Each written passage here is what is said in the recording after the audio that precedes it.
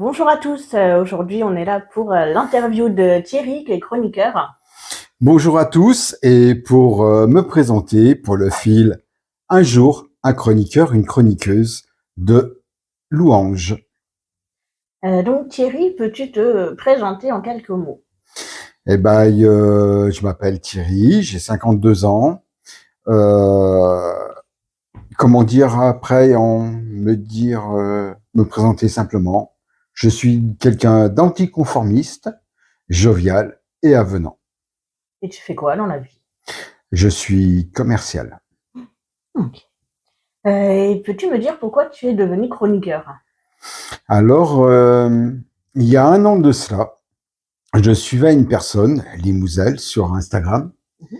qui mettait des coups de gueule sur les fils d'actualité, par moments, beaucoup d'humour aussi. Et un jour, elle a présenté son roman, son premier roman, sorti 43, Qui est là, je qui crois. est là, Ouais. oui, oui, bien sûr. J'ai avec moi, c'est son premier roman. Ok. J'ai euh, j'ai lu ce roman. Du moins, au début, je lisais les extraits, après j'ai lu le roman complet, et j'ai complètement accroché. Et j'ai trouvé que vous, les auteurs auto-édités, vous n'avez absolument rien à envier aux grands auteurs connus. Et je me suis posé la question, comment aider ces auteurs? Donc, déjà, dans un premier temps, en mettant quelques chroniques, mettant la première chronique, sur mon compte Instagram, qui était au début sur un but plus thérapeutique, Mhm.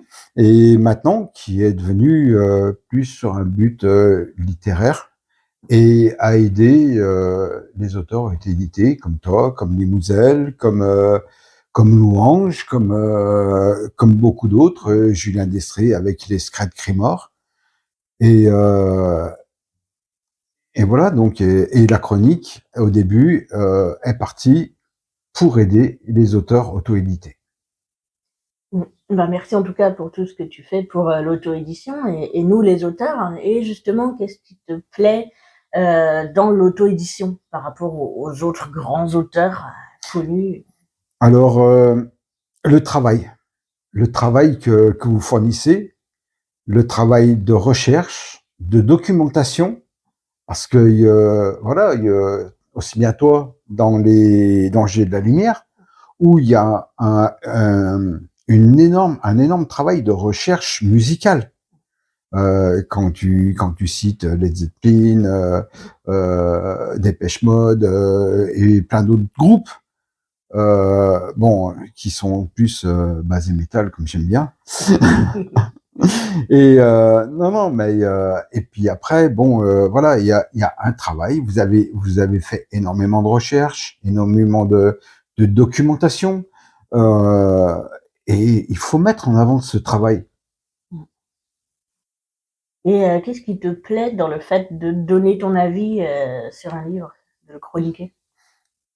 Ben, déjà, faire voir à plein d'autres personnes, c'est l'avantage des réseaux sociaux, via aussi bien Instagram que Facebook, voilà, il existe des auteurs, il existe des œuvres et des pépites.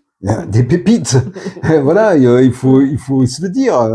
Voilà, jusqu'à présent, ah ouais, oui, oui, oui, j'ai eu des coups de cœur, énormément de coups de cœur. D'ailleurs, mes coups de cœur 2022-2023 seront à gagner dans des concours. Et il y en a un paquet. Donc il y aura un paquet de concours. Voilà, donc il y aura quelques concours à venir sur la fin de l'année. Mais voilà, et j'ai découvert des auteurs où, par rapport aux grands auteurs, Agatha Christie, bon, il faut pas se leurrer. Oui, ok. Le premier, bah oui, on le dévore. Le deuxième, on s'attend à comment ça va se finir. Et le troisième, on se dit, bon, bah, c'est bon, de toute façon, on connaît comment ça va se finir. On plie, merci, au revoir, à la prochaine. Au suivant de ces messieurs, dames. Voilà. et ce que je n'ai pas retrouvé chez les auteurs auto-édités. Et puis, je me suis passionné à tous les styles de romans. Mmh. Alors, que ce soit dans un premier temps le policier, parce que j'aime bien les policiers. Après, la romance. J'ai Mmh. lu des romances fabuleuses. Euh, des fantasies aussi. Le dernier que j'ai lu de Thierry Petit, Le Retour de la Louve, c'est un roman, mais en urban fantasy, mais magnifique. Euh, et aussi, j'ai même lu de l'érotique. Et pourtant, jamais j'aurais pensé un jour lire un roman érotique. Mais voilà, qui a été très bien écrit, très bien ficelé, avec une belle intrigue policière au milieu. Donc non, non. Et c'est vrai que bah, oui, et il y a des auteurs auto-édités en plus, bah, comme toi, qui savent changer de style, qui vont passer de la romance à un autre univers, et du policier à autre chose. Par exemple, bah, il y a aussi Claire qui va passer du recueil à l'urban fantasy, ou bien alors du livre pour enfants. Euh, et vous êtes vraiment très complet. Et il faut mettre ce travail en avant. Merci pour tout ce que tu fais, oui. Et à l'inverse, qu'est-ce qui te plaît le moins dans le fait de donner ton avis sur des livres? Alors, ce qui me plaît le moins, c'est bon, heureusement, c'est très très rare. Ça m'est arrivé qu'une fois où, bah, malheureusement, l'auteur donne son manuscrit à une maison d'édition qui, à mon avis, doit être un peu sans scrupule, qui lui a pris son pognon et, en fin de compte, bah, correction néante, relecture. Je pense que plus que aux abonnés absents. Et la bêta lecture, alors là, c'est même pas la peine. Parce que quand on lit un roman où il y a tellement d'incohérences de temps qu'on est perdu dans la chronologie, que le livre est encore bourré de fautes d'orthographe. Et que par moment, c'est tellement gros que l'histoire n'en est pas crédible. À un moment, il y a un problème que la maison d'édition aurait dû tirer la sonnette d'alarme avant qu'un chroniqueur le fasse. Avant de l'éditer aussi. Voilà, et puis après, bon, ce que j'espère, c'est que cette maison d'édition, que je dirais le nom, va transmettre le service presse qu'elle m'a demandé à l'auteur, qui puisse corriger ses erreurs. Et, oui, et s'améliorer. Voilà, parce que même moi, en tant que chroniqueur, je demande mon avis, l'avis d'autres personnes sur mes chroniques, savoir si je n'ai pas, ça m'arrive, l'erreur est humaine. Et même moi, je fais relire mes chroniques avant de les publier. Ouais. C'est vrai que c'est délicat de donner son avis sur quelque chose comme ça. Et tu l'as très bien fait parce que c'est resté constructif. C'est ça qui est bien. C'est le but du jeu, c'est pas de casser pour casser. Non. Je ne voulais pas une chronique destructrice, je voulais une chronique constructrice.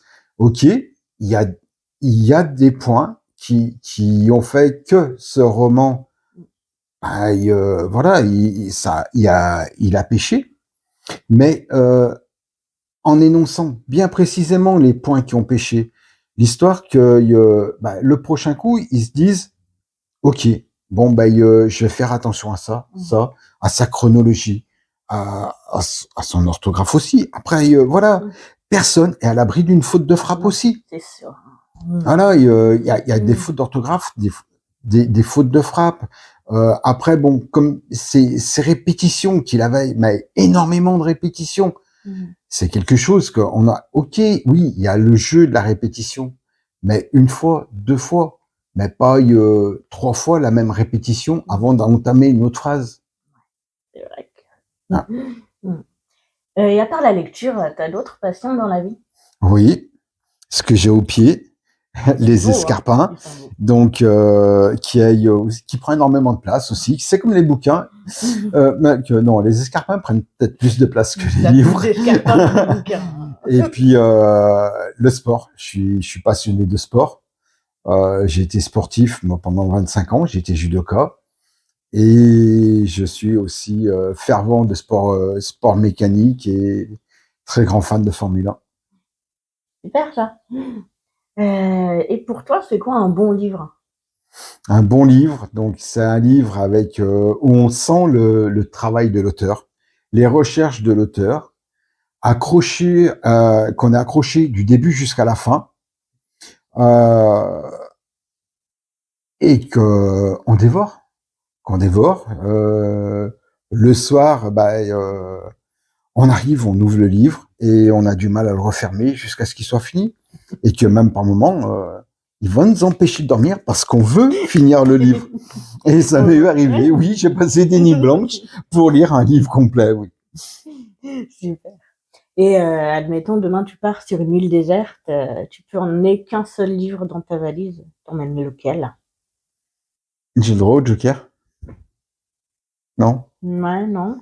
Non, en fin de compte, j'ouvre la valise, je vire tous les fringues, je garde qu'un slip et j'emmène tous mes livres. T'emmènes des escarpins ou pas? S'il y a la place, oui. Sinon, non, je préfère les livres quand même. c'est plus enrichissant. Puis les escarpins sur une île déserte, après. Non, c'est pas top dans le sable.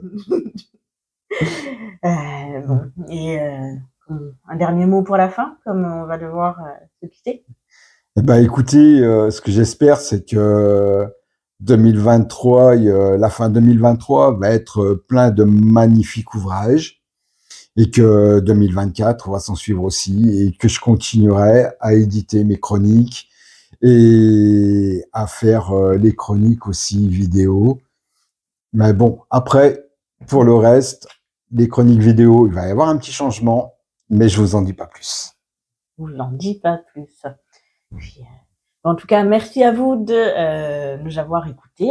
Merci à toi Thierry d'avoir répondu à mes questions. J'espère que j'étais pas trop méchante. Non, voilà. Et je te remercie beaucoup de m'avoir aidé pour ma présentation. Il n'y a pas de souci. Allez, on vous dit à très bientôt pour de nouvelles chroniques. Un très bon dimanche à tous.